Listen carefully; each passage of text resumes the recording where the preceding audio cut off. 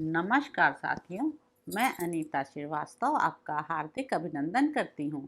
श्रीमद् वाल्मीकि रामायण में आज का प्रसंग है श्री राम और लक्ष्मण के द्वारा सीता की खोज, श्री राम का शोक उद्गार, मृगों द्वारा संकेत पाकर दोनों भाइयों का दक्षिण दिशा की ओर जाना, पर्वत पर क्रोध, सीता के बिखरे हुए फूल, आभूषणों के कण और युद्ध के चिन्ह देखकर श्री राम का देवता आदि सहित समस्त त्रिलोकी पर रोष प्रकट करना। तदंतर दीन हुए श्री रामचंद्र जी ने दीन वाणी में लक्ष्मण से कहा, लक्ष्मण, तुम शीघ्र ही गोदावरी नदी के तट पर जाकर पता लगाओ, सीता कमल लाने के लिए तो नहीं चली गई। श्री राम की ऐसी आज्ञा पाकर लक्ष्मण शीघ्र गति से पुनः रमणीय गोदावरी नदी के तट पर गए। अनेक तीर्थों से युक्त गोदावरी के तट पर खोज कर लक्ष्मण पुनः लौट आए और श्री राम से बोले, भैया, मैं गोदावरी के घाटों पर सीता को नहीं देख पाता हूँ। जोर जोर से पुकारने पर भी वे मेरी बात नहीं सुनती हैं। श्री राम, क्लेशों का नाश करने वाली विदेह राजकुमारी न जाने किस देश में चली गई। भैया श्री राम, जहाँ कृष्णकटि प्रदेश वाली सीता गई हैं, उस स्थान को मैं नहीं जानता। लक्ष्मण की यह बात सुनकर दीन एवं संताप से मोहित हुए श्री रामचंद्र जी स्वयं ही गोदावरी नदी के तट पर गए। वहां पहुंचकर श्री राम ने पूछा, सीता कहाँ है? परंतु वध के योग्य राक्षस राज रावण द्वारा हरी गई सीता के विषय में समस्त भूतों में से किसी ने कुछ नहीं कहा। गोदावरी नदी ने भी श्री राम को कोई उत्तर नहीं दिया। तदंतर वन के समस्त प्राणियों ने उन्हें प्रेरित किया कि तुम श्री राम को उनकी प्रिया का पता बता दो, किंतु शोकमग्न श्री राम के पूछने पर भी गोदावरी ने सीता का पता नहीं बताया। दुरात्मा रावण के उस रूप और कर्म को याद करके भय के मारे गोदावरी नदी ने वैदेही के विषय में श्री राम से कुछ नहीं कहा। सीता के दर्शन के विषय में जब नदी ने उन्हें पूर्ण निराश कर दिया, तब सीता को न देखने से कष्ट में पड़े हुए श्री राम सुमित्रा कुमार से इस प्रकार बोले, सौम्य लक्ष्मण, यह गोदावरी नदी तो मुझे कोई उत्तर ही नहीं देती है। अब मैं राजा जनक से मिलने पर उन्हें क्या जवाब दूंगा? जानकी के बिना उसकी माता से मिलकर भी मैं उनसे यह अप्रिय बात कैसे सुनाऊंगा? राज्यहीन होकर वन में जंगली फलमूलों से निर्वाह करते समय भी जो मेरे साथ रहकर मेरे सभी दुखों को दूर किया करती थी, वह विदेह राजकुमारी कहाँ चली गई? बंधु बांधवों से तो मेरा बिछोह ही हो गया था, अब सीता के दर्शन से भी मुझे वंचित होना पड़ा। उसकी चिंता में निरंतर जागते रहने के कारण अब मेरी सभी रातें बहुत बड़ी हो जाएंगी।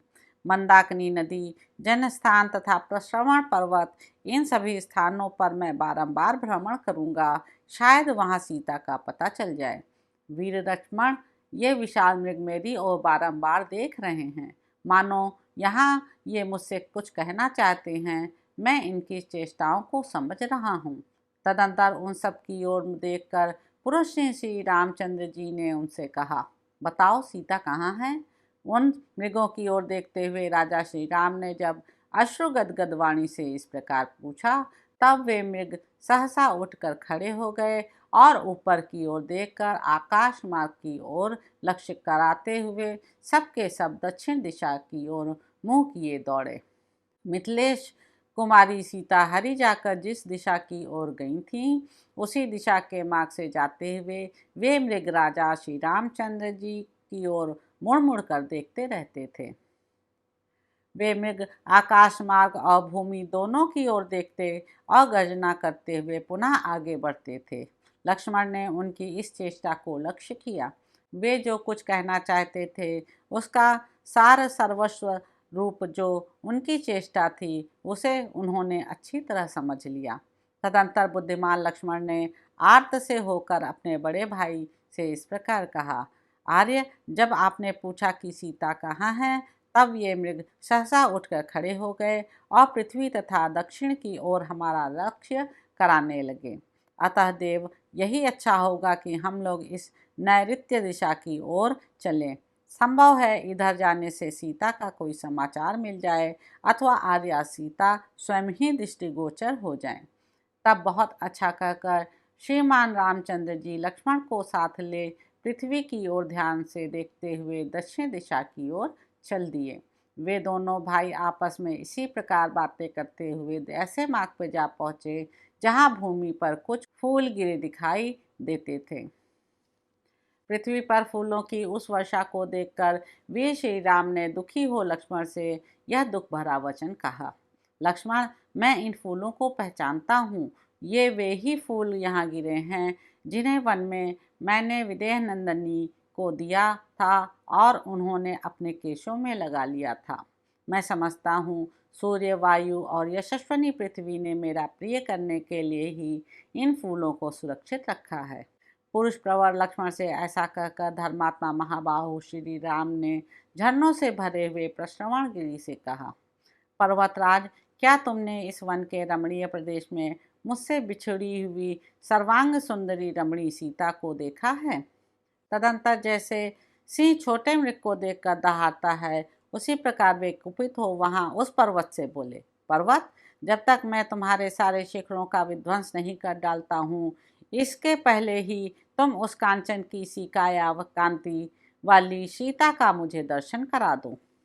श्री राम के द्वारा मैथिली के लिए ऐसा कहे जाने पर उस पर्वत ने सीता को दिखाता हुआ सा कुछ चिन्ह प्रकट कर दिया। श्री रघुनाथ जी के समीप वह सीता को साक्षात उपस्थित न कर सका। तब दशरथ नंदन श्री राम ने उस पर्वत से कहा, अरे, तू मेरे बाणों की आग से जलकर भस्मीभूत हो जाएगा। किसी भी ओर से तू सेवन के योग्य नहीं रह जाएगा। तेरे तृण, वृक्ष और पल्लव नष्ट हो जाएंगे। लक्ष्मण, यदि यह नदी आज मुझे चंद्रमुखी सीता का पता नहीं बताती है तो मैं अब इसे भी सुखा डालूंगा। ऐसा कहकर रोष में भरे हुए श्री रामचंद्र जी उसकी ओर इस तरह देखने लगे मानो अपनी दृष्टि द्वारा उसे जलाकर भस्म कर देना चाहते हैं। इतने ही में उस पर्वत और गोदावरी के समीप की भूमि पर राक्षस का विशाल पदचिन्ह उभरा हुआ दिखाई दिया। साथ ही राक्षस ने जिनका पीछा किया था और जो श्री राम की अभिलाषा रखकर रावण के भय से संतृष्ट हो इधर उधर भागती फिरी थीं, उन विदेह राजकुमारी सीता के चरण चिन्ह भी वहां दिखाई दिए। सीता और राक्षसों के पैरों के निशान, टूटे धनुष, तरकस और छिन्न भिन्न होकर अनेक टुकड़ों में बिखरे हुए रथ को देखकर श्री रामचंद्र जी का हृदय घबरा उठा। वे अपने प्रिय भ्राता सुमित्रा कुमार से बोले, लक्ष्मण, देखो, ये सीता के आभूषणों में लगे हुए सोने के घुंघरू बिखरे पड़े हैं। सुमित्रा नंदन, उसके नाना प्रकार के हार भी टूटे पड़े हैं। सुमित्रा कुमार, देखो, वहाँ की भूमि सब ओर से सुवर्ण की बूंदों के समान विचित्र रक्त बिंदुओं से रंगी दिखाई देती है। लक्ष्मण, मुझे तो ऐसा मालूम होता है कि इच्छानुसार रूप धारण करने वाले राक्षसों ने यहाँ सीता के टुकड़े टुकड़े करके उसे आपस में बांटा और खाया होगा। सुमित्रा नंदन, सीता के लिए परस्पर विवाद करने वाले दो राक्षसों में यहाँ घोर युद्ध भी हुआ है। सौम्य, तभी तो यहाँ यह मोती और मणियों से जड़ित एवं विभूषित किसी का अत्यंत सुंदर और विशाल धनुष खंडित होकर पृथ्वी पर पड़ा है। यह किसका धनुष हो सकता है? वत्स, पता नहीं यह राक्षसों का है या देवताओं का। यह प्रातःकाल के सूर्य की भांति प्रकाशित हो रहा है तथा इसमें वैदूर्य मणि के टुकड़े जड़े हुए हैं। सौम्य, उधर पृथ्वी पर टूटा हुआ एक सोने का कवच पड़ा है, न जाने यह किसका है। दिव्य मालाओं से सुशोभित यह 100 कमानियों वाला छत्र किसका है? इसका डंडा टूट गया है और यह धरती पर गिरा दिया गया है। इधर ये पिशाचों के समान मुख वाले भयंकर रूपधारी गधे मरे पड़े हैं। इनका शरीर बहुत ही विशाल रहा है। इन सबकी छाती में सोने के कवच बंधे हैं। ये युद्ध में मारे जान पड़ते हैं, पता नहीं ये किसके हैं। तथा संग्राम में काम देने वाला यह किसका रथ पड़ा है? इसे किसी ने उल्टा गिराकर तोड़ डाला है। सम्रांगण में स्वामी को सूचित करने वाली ध्वजा भी इसमें लगी थी। यह तेजस्वी रथ प्रज्वलित अग्नि के समान दमक रहा है। ये भयंकर बाण जो यहाँ टुकड़े टुकड़े होकर बिखरे पड़े हैं, किसके हैं? इनकी लंबाई और मोटाई रथ के धुरे के समान प्रतीत होती है। इनके फल भाग टूट गए हैं तथा ये सुवर्ण से विभूषित हैं। लक्ष्मण, उधर देखो, ये बाणों से भरे हुए 2 तरकस पड़े हैं जो नष्ट कर दिए गए हैं। यह किसका सारथी मरा पड़ा है जिसके हाथ में चाबुक और लगाम अभी तक मौजूद है? सौम्य, यह अवश्य ही किसी राक्षस का पद चिन्ह दिखाई देता है। इन अत्यंत क्रूर हृदय वाले कामरूपी राक्षसों के साथ मेरा वैर 100 गुना बढ़ गया है। देखो, यह वैर उनके प्राण लेकर ही शांत होगा। अवश्य ही तपस्विनी विदेह राजकुमारी हर ली गई, मृत्यु को प्राप्त हो गई, अथवा राक्षसों ने उसे खा लिया। इस विशाल वन में हरी जाती हुई सीता की रक्षा धर्म भी नहीं कर रहा है। सौम्य लक्ष्मण, जब विदेह नंदनी राक्षसों का ग्रास बन गई अथवा उनके द्वारा हर ली गई और कोई सहायक नहीं हुआ, तब इस जगत में कौन ऐसे पुरुष हैं जो मेरा प्रिय करने में समर्थ हों? लक्ष्मण, जो समस्त लोकों की सृष्टि, पालन और संहार करने वाले त्रिपुर विजय आदि शौर्य से संपन्न महेश्वर हैं, वे भी जब अपने करुणामय स्वभाव के कारण चुप बैठे रहते हैं, तब सारे प्राणी उनके ऐश्वर्य को न जानने से उनका तिरस्कार करने लग जाते हैं। मैं लोकहित में तत्पर, युक्त चित्त, जितेंद्रिय तथा जीवों पर करुणा करने वाला हूँ। इसलिए ये इंद्र आदि देवेश्वर निश्चय ही मुझे निर्बल मान रहे हैं। लक्ष्मण, देखो तो सही, यह दयालुता आदि गुण मेरे पास आकर दोष बन गया। जैसे प्रलय काल में उदित हुआ महान सूर्य चंद्रमा की ज्योत्सना का संहार करके प्रचंड तेज से प्रकाशित हो उठता है, उसी प्रकार अब मेरा तेज आज ही समस्त प्राणियों तथा राक्षसों का अंत करने के लिए मेरे उन कोमल स्वभाव आदि गुणों को समेटकर प्रचंड रूप से प्रकाशित होगा। यह भी तुम देखो। लक्ष्मण, अब न तो यक्ष, न गंधर्व, न पिशाच, न राक्षस, न किन्नर और न मनुष्य ही चैन से रहने पाएंगे। सुमित्रानंदन, देखना, थोड़ी ही देर में आकाश को मैं अपने चलाए हुए बाणों से भर दूंगा और 3 लोकों में विचरने वाले प्राणियों को हिलने डुलने भी ना दूंगा।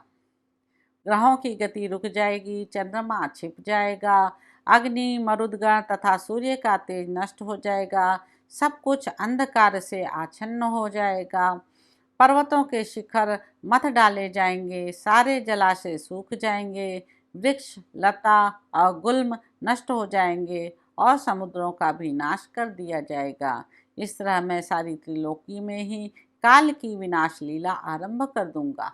सुमित्रानंदन, यदि देवेश्वर गण इसी मुहूर्त में मुझे सीता देवी को सकुशल नहीं लौटा देंगे तो वे मेरा पराक्रम देखेंगे। लक्ष्मण, मेरे धनुष की प्रत्यंचा से छूटे हुए बाण समूहों द्वारा आकाश के ठसाठस भर जाने के कारण उसमें कोई प्राणी उड़ नहीं सकेंगे।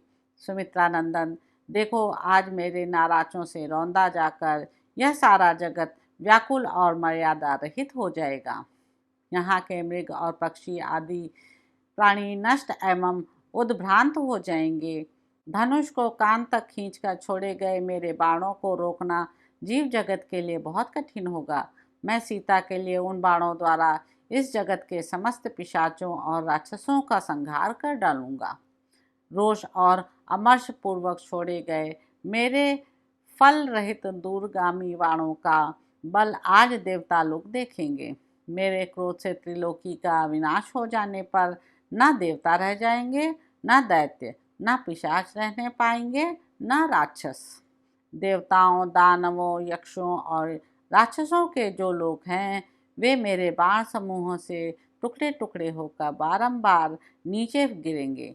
सुमित्रानंदन, यदि देवेश्वर गण मेरी हरी या मरी हुई सीता को लाकर मुझे नहीं देंगे तो आज मैं अपने सायकों की मार से इन 3 लोगों को मर्यादा से भ्रष्ट कर दूंगा।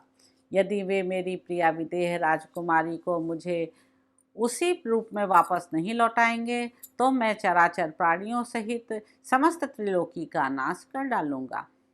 तब जब तक सीता का दर्शन ना होगा तब तक मैं अपने सायकों से समस्त संसार को संतप्त करता रहूंगा। ऐसा कहकर श्री रामचंद्र जी के नेत्र क्रोध से लाल हो गए, होंठ फड़कने लगे। उन्होंने वलकल और मृगचम को अच्छी तरह कसकर अपने जटाभार को भी बांध लिया। उस समय क्रोध में भरकर उस तरह संहार के लिए उद्यत हुए भगवान श्री राम का शरीर पूर्व काल में त्रिपुर का संहार करने वाले रुद्र के समान प्रतीत होता था। उस समय लक्ष्मण के हाथ से धनुष लेकर श्री रामचंद्र जी ने उसे दृढ़तापूर्वक पकड़ लिया और एक विषधर सर्प के समान भयंकर और प्रज्वलित बाण लेकर उसे उस धनुष पर रखा। तत्पश्चात शत्रु नगरी पर विजय पाने वाले श्री राम प्रलयाग्नि के समान कुपित होकर इस प्रकार बोले, लक्ष्मण, जैसे बुढ़ापा, जैसे मृत्यु, जैसे काल और जैसे विधाता सदा समस्त प्राणियों पर प्रहार करते हैं किंतु उन्हें कोई रोक नहीं पाता है, उसी प्रकार निसंदेह क्रोध में भर जाने पर मेरा भी कोई निवारण नहीं कर सकता है। यदि देवता आदि आज पहले की ही भांति मनोहर दांतों वाली अनिंद्य सुंदरी मिथिलेश कुमारी सीता को मुझे लौटा नहीं देंगे तो मैं देवता, गंधर्व, मनुष्य, नाग और पर्वतों सहित सारे संसार को उलट दूंगा।